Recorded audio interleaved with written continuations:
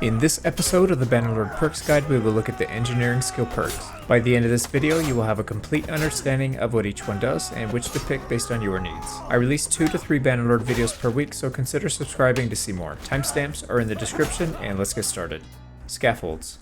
Starting off strong, this perk increases the build speed of rams and siege towers by 10%. For the testing, we build one of each and compared. Without the perk, it took 28 hours, and with the perk, only 25, or just over 10% faster. The secondary perk increases shield hit points by 30%. Looking at the side by side, we can see the perk with the shield lasted an extra 2 hits, or 50% more.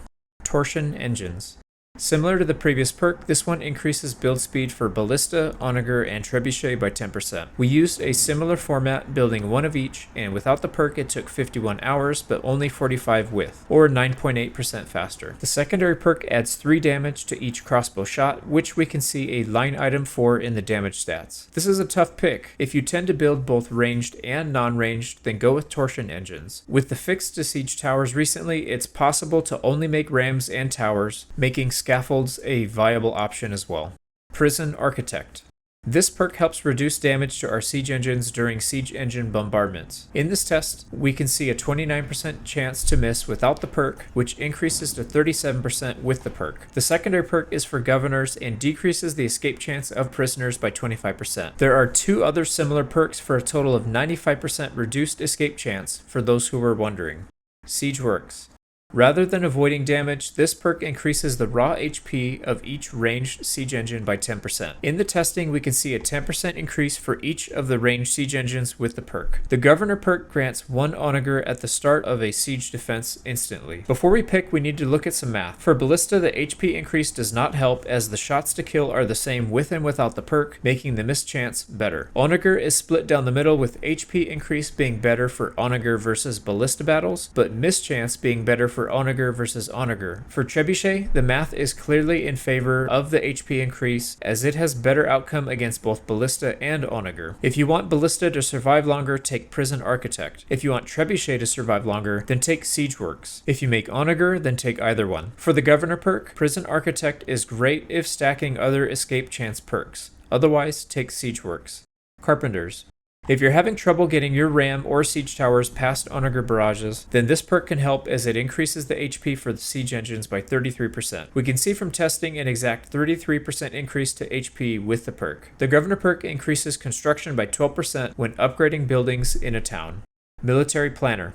Now for the good stuff. This perk increases all ranged troops ammo in a siege by 50%. This means all troops, javelins, arrows, bolts, and throwing knives, including our main character. To start the testing, we look at high ammo capacity troops, and without the perk, they hardly use any arrows. Next, we test crossbows with much more limited ammo capacity. We can see 141 have run out completely without the perk, but only 55 have run out with the perk. I also checked a bag of bolts that was dropped by our troops, and indeed we see a +9 to the total capacity, as they normally spawn with 20 out of 20. Now we look at what this can do for our main character and companions. 4 sets of knives would normally have 12 total, but with the perk, that increases to 16. There is some Tailworlds math going on with the rounding here though. Javelins increase from 20 to 32, giving us a little bonus from rounding error. Crossbow bolts should normally cap out at 60, but with the perk, we can get up to 89. Using the highest capacity arrows in the game, we go from 108 without to 162 with, and no Tailworlds math involved. And because I know there will be requests for this, here is a bonus. Taking the 3 throwing weapons capacity perks, we max out at 48 throwing daggers. Javelins likewise increase up to 60 in total. With the 250 perk to pierce shields, this means 60 shielded infantry will be one shot. For bolts, there is only 1 perk, but it increases bolts up to 107 in total. And if you're all about the memes, you can take up to 174 arrows with you using deep quivers. This is enough to one-shot the entire garrison of a small fief by yourself. But I digress. The Governor perk increases build speed for castles by 25%. I really like Military Planner as a pick. However, if we have a huge force advantage in a siege, then its effectiveness will be limited, as we will have taken the fief before using all of our ammo. For smaller engagements or tougher battles, this perk can work miracles. For Governor, pick Carpenters for towns and Military Planner for castles.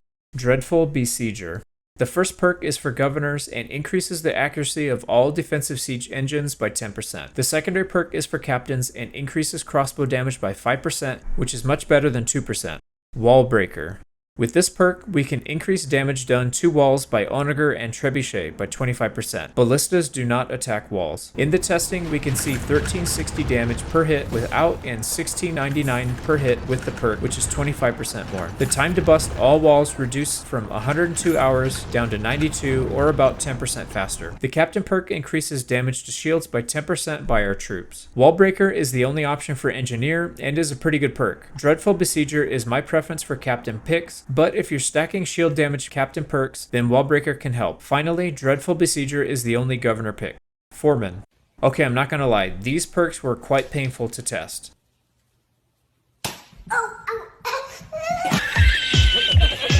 This one increases accuracy of Onager and Trebuchet by 10%. Without the perk, Trebuchet had a 47% accuracy rate and Onager had 64%. With the perk, Trebuchet increased by 4.2% and Onager actually decreased by 0.8%. One thing to note, RNG is a huge factor here, so this might need further testing to confirm. The secondary perk increases a thief's prosperity by 100 for each completed building upgrade. Salvager.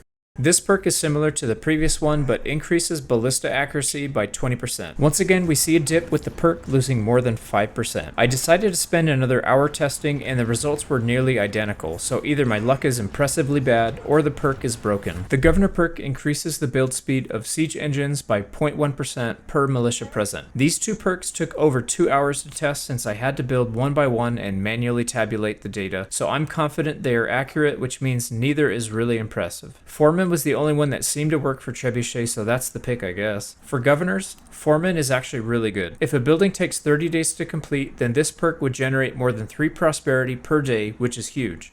Siege Engineer.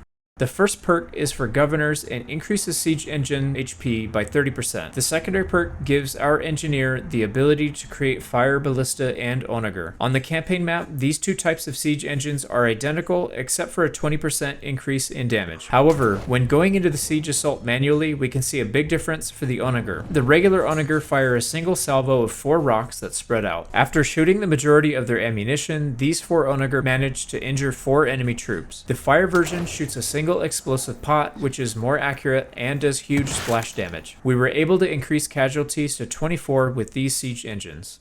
Stonecutters. Again, the first perk is for governors and increases the build speed for walls, aqueducts, and barracks upgrades by 30%. The secondary perk is the same as the other, giving access to the fire engines. I don't find the AI doing a ton of siege engine dueling on the campaign map, so my preference is Stonecutters for governors. The engineer perk is the same for both. Battlements. This perk places 1 ballista in reserve the instant we start a siege camp, which means we can start the siege dueling immediately, which we can see from the test recording. Ballista cannot damage walls, but they can cause garrison casualties. The secondary perk increases the granary capacity by 100, giving more time to avoid starvation. Camp building. The primary perk is tagged Army Commander and reduces cohesion loss by 50% during a siege. We can see a total loss of -3 in our testing, which is offset by 50% from the perk. The secondary perk reduces casualty chance by having siege engines destroyed by 20%. We can see from the testing without the perk, we lose 2 troops per siege engine lost, but have a chance to lose only 1 troop with the perk. For the main, I prefer camp building as it has a wide range of utility. If you like to use lots of ballista, then battlements can be a nice option, particularly with a small sieging army that lacks fast build speed. Battlements is the only governor option. Apprenticeship. The wording on this one is a bit off, but essentially it gives 5 XP per troop in the party for each siege engine that we build. In the testing, we build a single ballista and see an increase of 5,000 XP for our 1,000 troop army, or exactly 5 XP per troop. This may not seem like a lot, but consider that we can make several ballista in a single day, outpacing all other passive XP perks while sieging. The governor perk is an odd one and grants a prosperity bonus of 1% for each building we have. We can see from the first test a negative 7% added, since there are 7 upgraded buildings and a net negative prosperity gain. With all buildings upgraded, we see a 12% increase, which still seems pretty weak compared to other perks. Engineering guilds. This perk increases recruitment slots for artisans by 1, allowing for more troop recruitment. We can see in the testing a single slot opening up. One thing to remember, every town in Calradia has exactly 1 artisan, so this perk is quite weak. The Governor perk increases wall HP by 25%. For the main pick, I prefer Apprenticeship as the XP should be more helpful than a single troop recruitment per town. I'm puzzled why these are level 200 perks. Both Governor perks are nearly useless as the Apprenticeship can potentially increase prosperity loss, and in my 2,500 hours of Bannerlord, I have yet to see a single AI army breach any of my walls. Improved tools. Okay, we are back on track as this perk increases siege camp preparation speed by 20%. In the testing, we can see a 4-hour reduction in time to set up camp or just over 14% increase. The Captain perk grants 5% more damage to any troop under our command, which is amazing as it's not limited to any specific unit type. Metallurgy. When I saw this perk had changed with the 1.7 patch, I was so excited to test it. In the code, it states that 80% of dropped loot from battles will not have any negative modifiers, meaning they have better stats and sell for more dinars. To test, we fought a huge battle several times and compiled a list of the best items. Notice the highlighted items don't contain any of the negative modifiers. Oh wait, you can't notice them because there are none. I also fought the battle in person and a couple times to see if it helped, but it did not. The loot was exactly the same as if we didn't have the perk. One thing to note, tier 2 and below items have a chance to drop without negative modifiers. The Captain perk adds +5 armor to each body part, effectively increasing our troops' armor by +20. For the main, improved tools is the pick as it's very useful and actually works. I really hope my testing method was wrong or that Tailworlds patches it as the loot perk would be really cool to have. For captains, it's a tough choice, but either would be an amazing pick. Architectural commissions. This perk increases the reload rate of Onager and Trebuchet by 25%. Onager fires slightly faster than Trebuchet, and we can see in the testing we managed 5 shots with the perk in the same amount of time it takes to complete 4 shots without. For Trebuchet, we are able to complete 4 shots with the perk in the same time as 3 shots without it. The Governor perk grants 20 dinars per day when we have a daily default active. Clockwork. Similar to the previous perk, this one increases ballista reload time by 25%. I had a hard time noticing a difference, so I measured frame by frame the full cycle from shot to reload, and without the perk it was 49 frames, but 46 frames with the perk, and the recording is done at 60 frames per second. I'll let you do the math on that one. The Governor perk increases the effectiveness of gold reserves for towns only. In my testing, I was not able to show any appreciable difference in rate of fire for ballista, making architectural commissions the pick for the main. Clockwork is the Governor pick and is quite good actually.